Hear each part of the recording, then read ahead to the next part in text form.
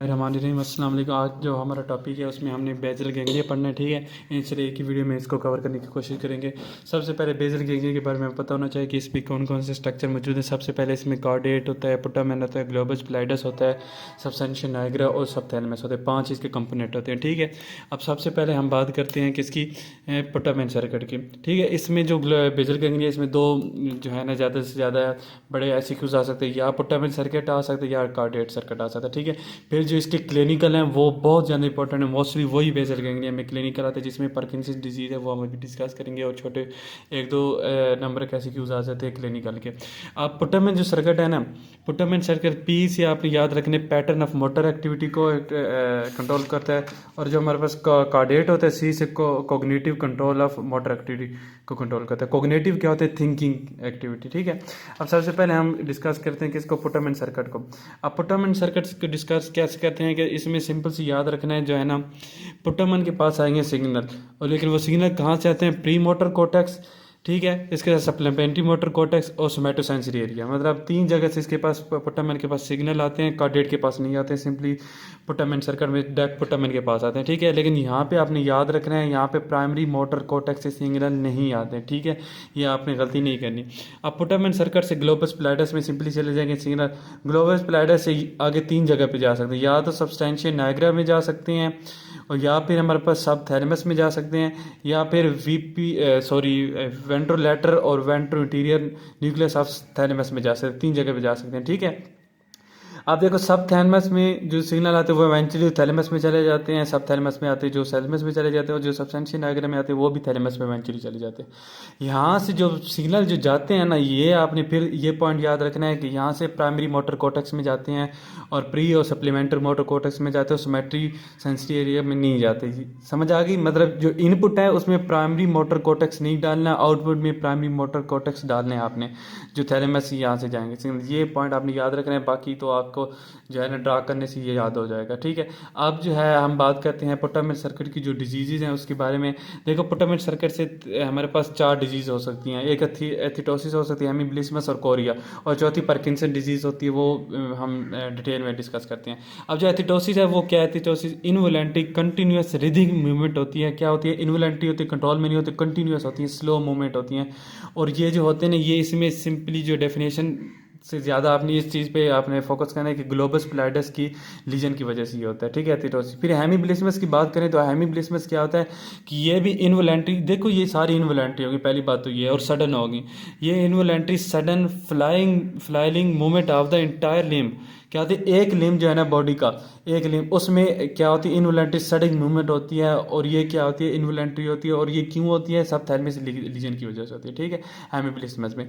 और जो कोरिया होती है ना, कोरिया में क्या होती है, रैपिड और जर्की मूवमेंट होती है। आपने याद रखना है, इसमें इनवॉलेंट्री रैपिड तेज़ होती है, एथिटोसिस में स्लो होती थी। कोरिया में रैपिड और जर्की मूवमेंट होती है, और ये लीजन होती है पुटामेन में। अब देखो पुटामेन में लीजन हो तो कोरिया, आप सब थैलेमस में तो हेमीब्लिस्मस, एथिटोसिस में ग्लोबस प्लाइडस में तो एथिटोसिस, ठीक है। ये एमसीक्यूज भी आ जाते हैं और एससीक्यूज भी आ जाते हैं 1-2 नंबर का, ठीक है।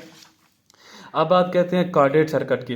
तो कार्डेट सर्किट जो है ना बिल्कुल आसान है, पुटामेन की तरह ही है, थोड़ा सा डिफरेंस है।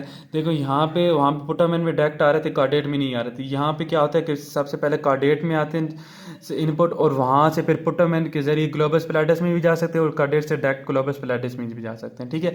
लेकिन इसका डिफरेंस दूसरे ये है कि वहाँ पे प्राइमरी मोटर कोर्टेक्स नहीं था, यहाँ से प्राइमरी मोटर कोर्टेक्स से भी सिग्नल आते हैं, ठीक है। वहाँ पे पुटामेन हमने देखा थे प्राइमरी मोटर कोर्टेक्स से सिग्नल नहीं आते थे इनपुट, ठीक है।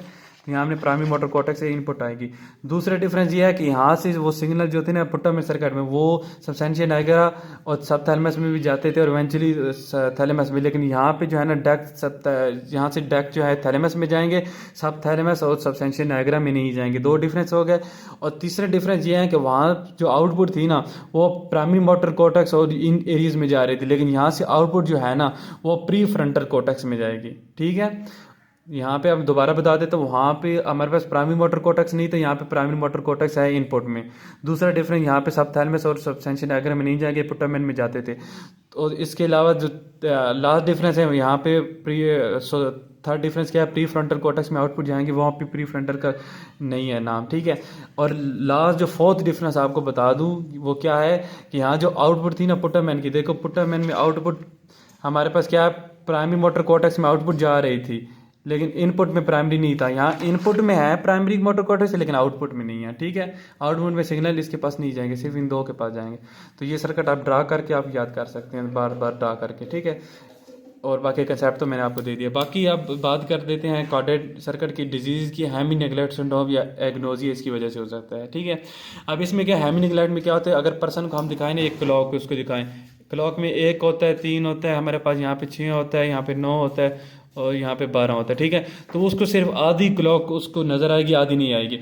वो मतलब वो हर जगह जहाँ भी वो जाएगा वो एक साइड को बिल्कुल नेगलेक्ट कर देगा। वो उसको ना ये उसको अपनी बॉडी को जो राइट साइड के अगर उसको नेगलेक्ट सिंड्रोम है तो उसको राइट साइड की बॉडी वो समझेगा मेरा राइट हैंड है ही नहीं, राइट लेग है ही नहीं, ठीक है। उसको बिल्कुल उस चीज़ को निगलेक्ट कर देते हैं इससे। और एग्नोजिया क्या होती है, ये हमारे पास, ये एग्नोजिया हो या हेमी नेगलेक्ट सिंड्रोम, ये एमसीक्यूज आ जाते हैं। ये पोस्टीरियर पैराइटल कॉर्टेक्स के लीजन में होता है। पोस्टीरियर पैराइटल कॉर्टेक्स के लीजन हो तो ये 2 डिजीज होंगे। एग्नोजिया में क्या होता है, agnosia is inability to perceive object accurately through the normal functioning sensory cortex. इसमें क्या होता है, एग्नोजिया में क्या होता है कि सेंसरी जो मैकेनिज्म है ना वो तो ठीक है, मतलब उसको देखने का भी हर कुछ ठीक है, उसकी आंख भी ठीक है, उसके हाथ भी ठीक है, सेंसरी उसका मैकेनिज्म ठीक है, लेकिन फिर भी वो उसको समझ नहीं लगती कि सामने ऑब्जेक्ट क्या है। मतलब इसका मतलब यह है कि उसकी आंखें ठीक है ना, उसका दिमाग नहीं सेंस कर रहा है कि ये वो क्या चीज़ देख रहा है, ठीक है। तो वो क्या कहाँ पे मसला होगा, पोस्टीरियर पैराइटल कॉर्टेक्स में, ये एग्नोजिया होता है। अब न्यूरोट्रांसमीटर होते हैं और उनके पाथवे होते हैं। ये बाजू का जो है ना, नॉर्मली तो ये इतना इंपॉर्टेंट मेरे ख्याल में नहीं है, एमसीक्यूज में हो सकता है आ जाए। डोपामीन जो होता है वो कहाँ पाथवे में इस्तेमाल हो सकता है, सबस्टेंशिया निग्रा से जब सिग्नल जाते हैं पुट्टामेरो कार्डियड में, ये जब हम पढ़ रहे हैं, ठीक है। यहाँ से हमारे सबस्टेंशिया निग्रा से जब पुट्टामेन या कार्डियड में जो सिग्नल जाएंगे उसमें डोपामीन इस्तेमाल होता है। इसी तरह गाबा इस्तेमाल होता है फ्रॉम पुट्टामेन टू कार्डियड, पुट्टामेन और कार्डियड से ग्लोबस पैलेडस और जो सबस्टेंशिया निग्रा में ये सिग्नल आ रहा है। कार्डियड और पुट्टामेन से जो ग्लोबस पैलेडस और सबस्टेंशिया निग्रा में सिग्नल आएंगे वो किसके जरिए आएंगे, गाबा में आएंगे, गाबा के जरिए आएंगे न्यूरोट्रांसमीटर। ये आपने याद कर लेने हैं, ये इतना मुश्किल नहीं है। जो अभी जो हमारा लास्ट टॉपिक रह गया वो पार्किंसन डिजीज़, उसके लिए मैं जो है ना अलग वीडियो बना देता हूँ, 2-3 मिनट की बनेगी। Thank you. अगर वीडियो अच्छी लगे तो लाइक और सब्सक्राइब लाजमी कर दें।